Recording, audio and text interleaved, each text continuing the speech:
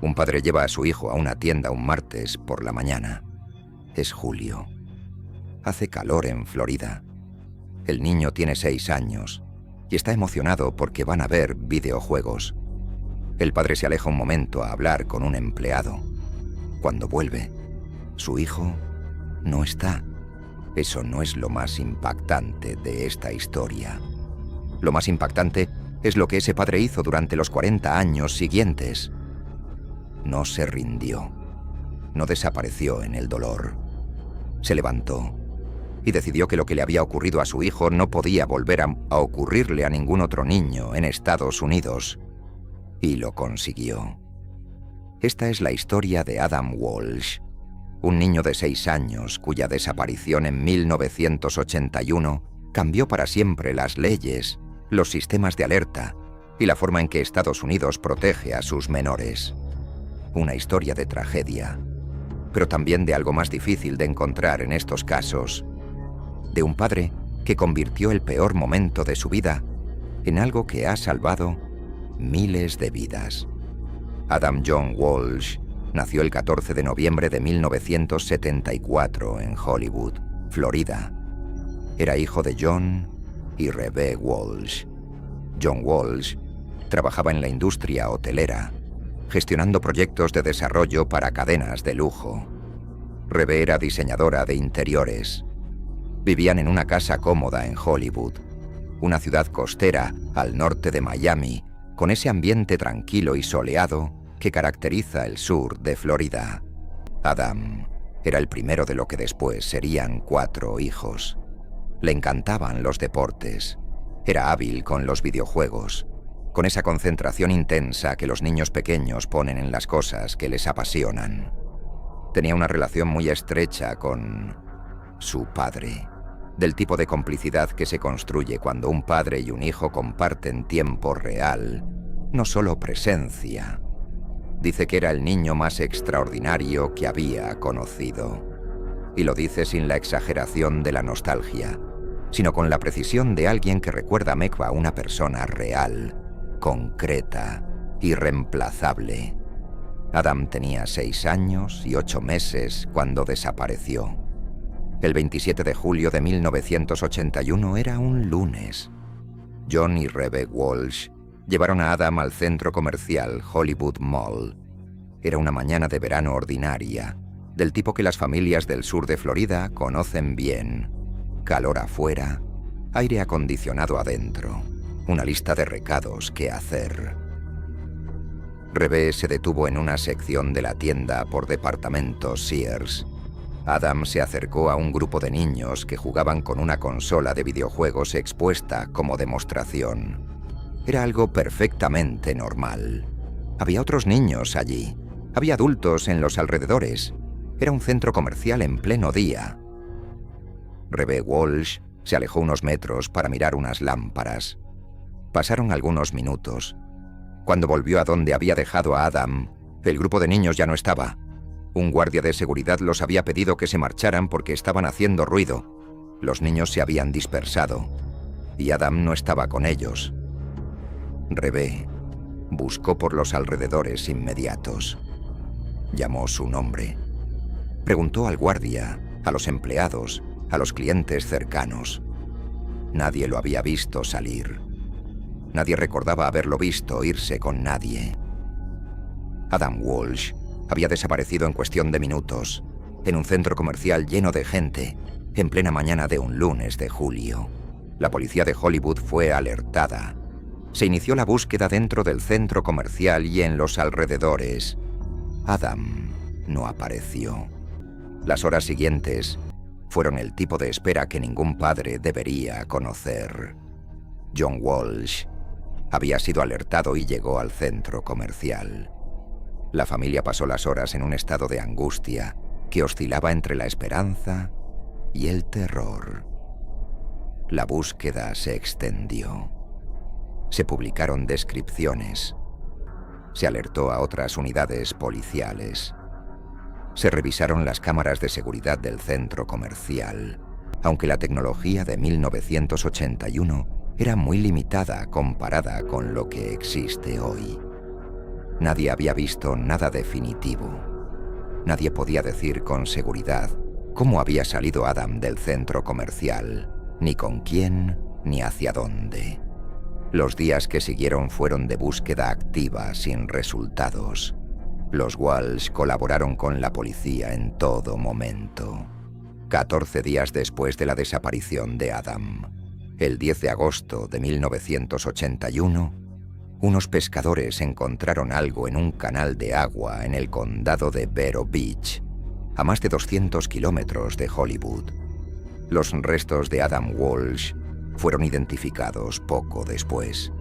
Tenía 6 años. El impacto de la muerte de Adam Walsh en su familia fue, como cabe esperar, devastador. Desde muy pronto después de la muerte de Adam, John Walsh tomó una decisión que definiría el resto de su vida. No iba a quedarse en silencio. No iba a dejar que la muerte de su hijo fuera simplemente otro caso archivado en los registros policiales de Florida. Iba a cambiar el sistema que había fallado a su hijo. Porque Adam Walsh no fue el primer niño en desaparecer en Estados Unidos, ni de lejos. En 1981, cuando Adam desapareció, el sistema de respuesta ante la desaparición de menores en Estados Unidos era, en muchos estados, profundamente inadecuado. No había una base de datos nacional de niños desaparecidos. No había un protocolo estandarizado que obligara a las policías locales a compartir información entre ellas. No había un sistema de alerta temprana que permitiera movilizar recursos de forma rápida y coordinada cuando un menor desaparecía. Había también en esa época una tendencia a introducir en las bases de datos de personas desaparecidas más información sobre adultos fugitivos que sobre niños desaparecidos. Los restos de menores no identificados frecuentemente no eran conectados con los casos de desaparición abiertos porque no había un sistema centralizado que permitiera esa conexión. John Walsh conocía estas realidades porque las había vivido desde adentro durante la búsqueda de Adam. Y decidió que tenían que cambiar. En 1981, el mismo año de la muerte de Adam, John y Rebe Walsh cofundaron el Centro Nacional para Niños Desaparecidos y Explotados, junto con otros padres que habían pasado por situaciones similares.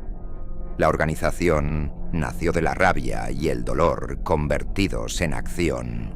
Su objetivo era crear el sistema centralizado que no había existido cuando Adam desapareció. Una base de datos nacional, protocolos estandarizados, recursos para las familias, presión sobre el sistema legislativo para cambiar las leyes. En 1984, el Congreso de los Estados Unidos aprobó la Ley de Protección de Víctimas Infantiles. John Walsh se convirtió en presentador del programa de televisión America's Most Wanted, que durante 22 años emitió perfiles de fugitivos buscados por la justicia y contribuyó a la captura de más de 1.200 criminales. La voz de ese presentador de televisión, ese hombre que miraba a la cámara cada semana y pedía la colaboración del público, era la voz de un padre que había perdido a su hijo de 6 años y había decidido que ese dolor tenía que servir para algo. El caso de Adam Walsh tuvo durante muchos años una sombra que lo complicaba. El de su asesino no fue identificado oficialmente hasta 2008, 27 años después de los hechos. Durante esas décadas, hubo varios sospechosos. El caso generó investigaciones que se abrieron y cerraron. Hubo momentos en que la familia Walsh creyó que tenían al responsable y momentos en que esa certeza se desmoronaba. El nombre que finalmente fue confirmado por el Departamento de Policía de Hollywood en 2008 fue el de Otis Toole, un hombre con un historial criminal extenso y brutal que había fallecido en prisión en 1996 por causas no relacionadas con el caso Walsh. Toole Había sido sospechoso desde prácticamente el inicio de la investigación. En varias ocasiones había confesado el crimen y en otras lo había negado. En 2008, el jefe de policía de Hollywood convocó una rueda de prensa. Anunció que la investigación había concluido, que Otis Toole era el responsable de la muerte de Adam Walsh. John Walsh estaba presente, escuchó el anuncio y dijo que aunque el cierre oficial llegaba 27 años tarde, era un cierre. En 2006, el presidente George W. Bush firmó la ley Adam Walsh de protección infantil y seguridad, una ley que estableció el Registro Nacional de Delincuentes Sexuales, fortaleció las penas para crímenes contra menores y creó nuevos mecanismos de protección que se aplican en todo el territorio de Estados Unidos. Una ley con el nombre de un niño de 6 años que desapareció en un centro comercial de Florida en 1981. ¿Qué nos deja la historia de Adam Walsh? Nos deja, en primer lugar, la historia de un niño de 6 años, que un lunes de julio fue a un centro comercial con su madre y nunca volvió a casa. Un niño con nombre, con cara, con una forma específica de sonreír que aparece en las fotografías que su familia ha conservado y compartido durante más de 40 años. Adam Walsh merece ser recordado por quién era, no solo por lo que su muerte desencadenó, sino por él mismo, por el niño que amaba los videojuegos y a su padre y los veranos de Florida, por los 6 años que vivió antes de que todo se detuviera. Nos deja también la historia de lo que sus padres hicieron con el dolor. Y aquí hay algo importante que decir. La historia de John Walsh no es una historia de superación, en el sentido fácil y luminoso que esa palabra a veces tiene. No es una historia de un hombre que encontró la paz y siguió adelante. Es la historia de un hombre que tomó algo irreparable y decidió que no podía ser en vano. Hay una diferencia entre esas dos cosas. La segunda es más honesta y más difícil. John Walsh perdió a Adam en 1981. Dijo que el cierre legal no significaba que hubiera paz, que Adam tenía que haber tenido 27 años más de vida, que ningún nombre en un informe policial devolvía eso, pero que al menos ya tenían un nombre. Los sistemas de alerta y protección de menores que existen hoy en Estados Unidos y que han influido en sistemas similares en otros países del mundo, tienen una deuda directa con la historia de Adam Walsh y con el trabajo de sus padres. En todos esos momentos, en cierta forma, Adam Walsh está presente, no como consuelo, no como compensación, porque no existe compensación posible para lo que su familia perdió, sino como evidencia de que incluso en la oscuridad más absoluta, algunas personas encuentran la manera de crear algo que tiene luz. Adam Walsh tendría 49 años hoy. Habría crecido en el sur de Florida. Habría tenido una vida. Habría sido quizás alguien que nunca habría imaginado que su nombre se convertiría en el nombre de una ley federal o en el símbolo de un movimiento que cambió la forma en que un país protege a sus hijos. En cambio, tiene algo diferente. Tiene el nombre de esa ley. Tiene las fotografías que su familia conserva. Tiene un padre que lleva 43 años diciéndole al mundo que los niños importan. Y tiene, aunque él no pueda saberlo, 300.000 niños que volvieron a casa en parte porque su historia no fue silenciada. Eso no es suficiente, pero es algo.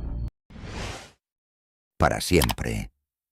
Si has llegado hasta aquí, significa que este caso también te ha atrapado.